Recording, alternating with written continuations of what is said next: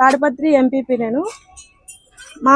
మాకు మా మండలంలో 2024 నుండి 25 వరకు జరిగిన బిల్లులు కానీ ఏవైనా వర్కులు కానీ మాకు తెలియజేయకుండా అక్రమంగా మాకు తెలియకుండా ఫోర్జరీ సంతకాలు చేసుకొని బిల్లులు వాడుకోవడం జరిగింది. దానికోసం మేము కలెక్టర్ గారి దగ్గరికి వివరాలు అన్ని తెలుసుకోమని చెప్పి మేము అడగడానికి వచ్చాము. కానీ లాస్ట్ 22వ తారీఖు మేము అర్జీలు ఇచ్చాము, కానీ మాకు రెస్పాన్స్ లేదు. మళ్ళీ ఒకసారి ఇవ్వాలని వచ్చాము. మాకు మీ సాయం కూడా అందాలని కోరుకుంటున్నాను. 15th ఫైనాన్స్ కానీ జనరల్ ఫండ్ కానీ ఇట్లాంటివి కొన్ని ఫండ్స్ వాడుకోవడం జరిగింది మాకు తెలియకుండా. అవన్నీ మాకు తెలియజేయాలని మేము అడిగాము, కానీ మాకు తీర్మానాలు చేయలేదు. మా ఎంపీటీసీలు కానీ మాకు కానీ ఎవరికే కానీ అసలు తెలియకుండా చేసినారు. ఈరోజు సోమవారం గ్రీవెన్స్ అని తెలిసి మేము కలెక్టర్ గారిని కలవడం జరిగింది. దీంట్లో తాడిపత్రి రూరల్ మండలం 15th ఫైనాన్స్, జనరల్ ఫండ్, మండల ఫండ్లో కూడా భారీగా దోపిడీ జరిగింది. దీనిపైన విచారణ జరపాలనేది మేము అడగడం జరిగింది. దీంట్లో ఏమంటే ఏ గ్రామంలో అయినా కానీ ఆ పంచాయతీలో ఉండేటువంటి వాళ్ళు తీర్మానం చేసుకొని ఆ పంచాయతీ పరిధిలో ఏదైనా డెవలప్మెంట్ చేయడానికి అక్కడ ఉన్నటువంటి వార్డు మెంబర్లు సర్పంచ్ తీర్మానంతోనే జరుగుతుంది. తాడిపత్రిలో మాత్రము తాడిపత్రి మండలంలో యూఆర్డి సెక్రటరీలు వాళ్ళ మండలాఫీస్లో ఉండేటువంటి కొంతమంది ప్రైవేటు వ్యక్తులను అపాయింట్ చేసుకుంటుంటారు. వర్క్ ఓవర్లోడ్ వలన దానివల్ల వాళ్ళ పేర్లతో ప్రతి పంచాయతీ నుండి కూడా 20, 10 లక్షలు, 20 లక్షలు, 30 లక్షలు, దాదాపు 1 కోటి నుండి 2 కోట్ల వరకు దోపిడీ జరిగింది. కాన్సెన్స్ వైడ్ ఒక 5 కోట్లు దోపిడీ జరిగింటుంది. ఈ విధంగా దాంట్లో ఓచర్ నెంబర్లతో దేకీలు అంటే ఓచర్ రాసింటారు, ఫలానా ఏరియా నుండి ఫలానా ఏరియా వరకు వర్క్ చేసినాము, ఆ వర్క్కు గాను ఇంత బిల్లు డ్రా చేసినాము అని. ఈ విధంగా డ్రా చేసిన డబ్బు అంతా కూడా ఆ పంచాయతీ పరిధిలో ఉండేటువంటి వ్యక్తులు మటుకు కాదు, వేరే పంచాయతీలో వాళ్ళు లేకపోతే ఆఫీసులో సంబంధించిన ఎంప్లాయీస్ సంబంధించిన బంధువులు, మిత్రుల పేర్లతో డ్రా చేయడం జరిగింది. ఈ 15th ఫైనాన్సే కాదు, మండల్ ఫండ్ కానీ జనరల్ ఫండ్ కానీ వివిధ రకాలు ఉండేటువంటి ఫండ్స్ అన్నీ కూడా ఈ విధంగా ఫ్రాడ్ చేయడం జరిగింది తాడిపత్రిలో. దీనిపైన ఎన్నిసార్లు కూడా కొంతమంది ఎంపీపీ గారు కూడా సమాచారం అడగడం కూడా జరిగింది. ఇప్పుడు నెల అయితేనే కూడా సమాచారానికి జవాబు లేదు. మళ్ళీ అదే కాకుండా గ్రామంలో ఉండేటువంటి రామేష్ రెడ్డి అనే వ్యక్తి పైన తప్పుడు కేసు పెట్టడం కూడా జరిగింది. అంటే మీరు సమాచారం అడిగినారు, మీరు అడిగిన దానికి మేము ఇస్తే మేము ఇబ్బందులు పడతాము, డ్రాప్ కాండి అంటే ఆయన డ్రాప్ కాకపోతే ఒక కేసు కూడా టౌన్ స్టేషన్లో పెట్టడం జరిగింది. ముఖ్యంగా దీని అంతటికి కూడా రాష్ట్ర ముఖ్యమంత్రి గారు మెడికల్ కాలేజీల పైన పీపీపీ విధానం తీసుకొస్తే తాడిపత్రిలో ఒక దీవి మాదిరి చూసి జేసీ ప్రవాగ్ రెడ్డి అంటే పీపీపీ అంటే ప్రవాగ్ రెడ్డి పోలీస్ ప్రైవేట్ లిమిటెడ్ అని ఒక వ్యవస్థను పెట్టడం జరిగింది తాడిపత్రిలో. అంటే జిల్లా అధికారుల పరిధిలో ఈ వ్యవస్థలన్నిటి కూడా తాడిపత్రిలో పనిచేయవు. జిల్లాధికారులు ఎవరు చెప్పినా కూడా అక్కడ ఉండేటువంటి ఎంప్లాయీస్ మాత్రం తాడిపత్రిలో పనిచేయవు. ఏంటంటే తాడిపత్రి టీఎంఎల్ దగ్గర ఒక వారం నుండి మాట్లాడుతున్నారు. ఈసారి చంద్రబాబు నాయుడు గారు క్యాబినెట్లో కూడా తాడిపత్రిని ఒక దీవిగా ప్రకటించి పీపీపీ విధానం అంటే ప్రవాగ్ రెడ్డి పోలీస్ ప్రైవేట్ లిమిటెడ్ అని ఒక సంస్థను ఏర్పాటు చేస్తారు తాడిపత్రిలో అనేది ప్రతి టీ అంగడి కాడ, ప్రతి హోటళ్ళ కాడ కూడా మాట్లాడడం జరుగుతుంది. ఇది ఎంతవరకు సమంజసమో నాకు తెలుసు, కానీ పబ్లిక్లో మటుకు ఇది పూర్తిగా ఉంది. ఎక్కడన్నా కానీ వైఎస్ఆర్సీపీ నాయకులపైన దాడి జరిగితే వాళ్ళ హాస్పిటల్కి వచ్చి కంప్లైంట్లు పెట్టాలని చూసినా కూడా అక్కడికి పోలీస్ అధికారులు కూడా కానీ పోలీసులు కానీ ఎవరు కూడా కంప్లైంట్ తీసుకునే పరిస్థితి కూడా లేదు. ఎవరన్నా కానీ అడిగితే ఐడెంటిఫై చేయాల. వాళ్ళు హెల్మెట్ పెట్టుకొని వచ్చి కొట్టినారు కదా, మీరు ఐడెంటిఫై చేయాలని. ఎక్కడన్నా కానీ ఒక ఇంజూర్ పర్సన్ కంప్లైంట్ ఇచ్చే తీసుకొని ఇన్వెస్టిగేషన్లో ఉండారా లేదా, లేకపోతే నిజమైన వ్యక్తులు ఎవరున్నారని పోలీసు చేయాల్సిన పని అది. ఒకవేళ నీకు అట్లా ఏందన్నా ఉంటే కోర్టులో సబ్మిట్ చేయాలి ఐడెంటిఫై కోసం. ఈ విధంగా కేసు పెట్టిన వాళ్ళను బెదిరించుకుంటూ చేసుకుంటూ ఒక్క కంప్లైంట్ కూడా రిజిస్టర్ చేసే పరిస్థితి కూడా తాడిపత్రిలో లేదు. ఎవరన్నా కంప్లైంట్ చేయాలంటే అది జేసీ కుటుంబం నుంటే రావాలి. జేసీ కుటుంబం నుండి రావాలంటే మధ్యవర్తులు లేకపోతే వైఎస్ఆర్సీపీ నాయకులు ఎవరు వాళ్ళని పోయి అడిగే పరిస్థితి ఉండదు కాబట్టి అక్కడ కేసులు కట్టే పరిస్థితి కూడా లేదు.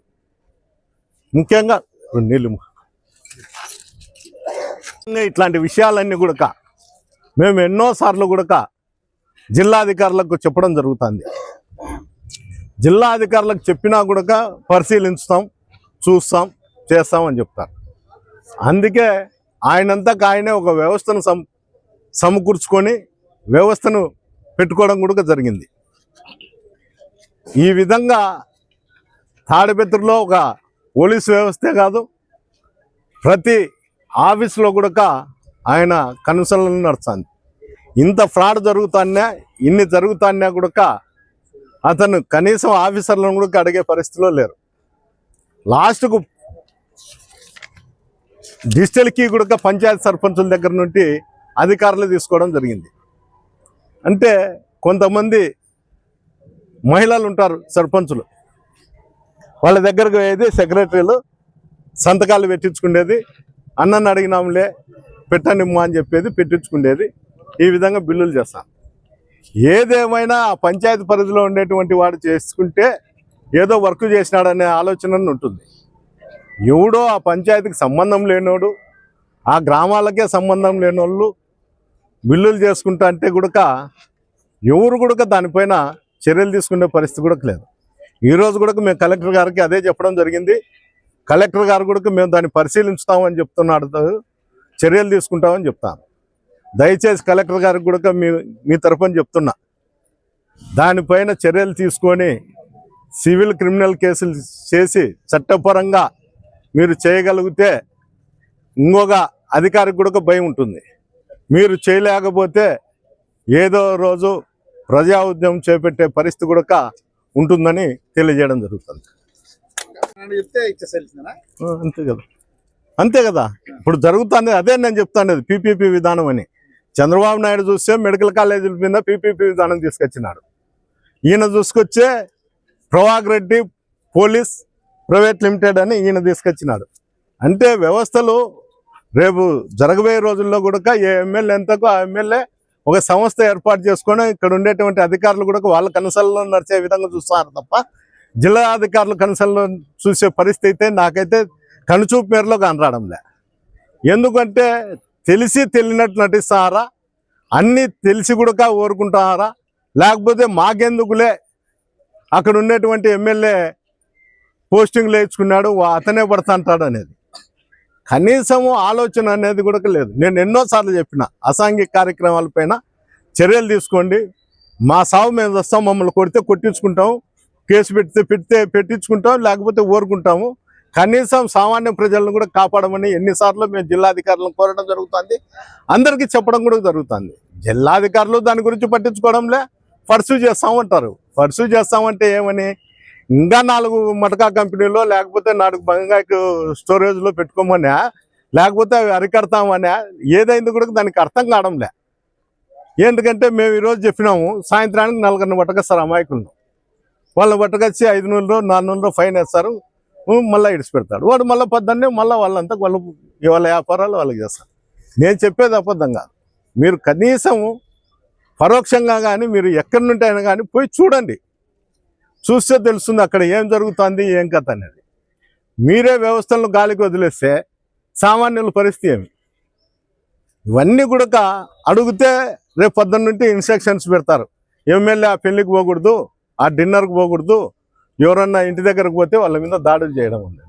అడగకపోతే ప్రొద్దున లేస్తే దినదిన అభివృద్ధి చెందుతుంటాయి అసాంఘిక కార్యక్రమాలు. ప్రతిరోజు బంగాకు వచ్చింది, దీనివల్ల ఎంతో చెడుపు. వీళ్ళు తాగి ఏం చేస్తున్నారో తెలియదు, కుటుంబ సభ్యులను కొడుతున్నారో తెలియదు, బయటని కొడుతున్నారో తెలియదు, పోలీసు అధికారుల మీద దాడి చేస్తున్నారో తెలియదు. నిన్న లేకమన్నా ఒక వారం కిందట అనంతపురం టౌన్లో కూడా పెద్ద కథాలు విన్నారు. యాన్నో చేనులో ఉంటే వీళ్ళకి ఇన్ఫర్మేషన్ వచ్చే ఎన్కౌంటర్ కాళ్ళకి కలిసినావు, దెబ్బ తగిలింది, వాడు నడుచాడు, ఇల్లు పెట్టినారని ఈ విధంగా కథ అలుగుతూ అంటారు. ఎవరినో అమాయకులు తీసుకుపోయేదో లేకపోతే ఇంకోటి చేస్తాను. ఏం అడిగే పరిస్థితి కూడా లేదు. అడుగుతమే వీళ్ళు ఆలోచన ధోరణి వేరు, ప్రతిపక్షంలో ఉండారు, మమ్మల్ని ఏదంటే అది మాట్లాడుతుంటారు, ఏదంటే అది చేస్తుంటారు. మాకన్నా సర్వీస్ చేసేవాళ్ళు ఎవరు లేరు అని చెప్తుంటారు. సర్వీస్ చేయడం అంటే అసాంఘిక కార్యక్రమాలు పెంచి పోషించడం కాదు, ప్రజలను కాపాడే పరిస్థితి వచ్చినప్పుడే ఆ ఏ అధికారికైనా పేరు ఉంటుంది. ఫలానా హయాంలో ఫలానా ఆఫీసర్ వచ్చినాడు, ఆ ఆఫీసర్ వచ్చినప్పుడు ఇట్లుందని జిల్లాలో ఈ రోజు కూడా చెప్పుకుంటారు. ఆ విధంగా పేరు ఉండాలి తప్ప అసాంఘిక కార్యక్రమాలు ఎవడంతా కూడా అధికారి ఎవడంతా కూడా దోచుకొని పోతాంటే పైన ఉండేటువంటి అధికారులు చూస్తున్నట్లు పోతాంటే దీనికి అర్థం ఏముంటుంది? దీనికి అర్థం కూడా ఉండదు. లాస్ట్కు సామాన్య ప్రజలు, ప్రతిపక్షంలో ఉన్నటువంటి కార్యకర్తలు, నాయకులు ఇబ్బందులు పడాల్సిందే తప్ప దీంట్లో ఎలాంటి పరిస్థితుల్లో ఏం లేదు. దయచేసి అధికారులకు, జిల్లా అధికారులకు అందరికీ చేతులెత్తి ముక్తాను. కనీసము మమ్మల్ని మీద దాడులు చేస్తే మీరు పట్టించుకుంటారో పట్టించుకోరో అది గాలికి వదిలేసి సామాన్య ప్రజలకు కానీ అసాంఘిక కార్యక్రమాల పైన కానీ దాడి చేసి కట్టడి చేయాల్సిందిగా కోరుకుంటాం.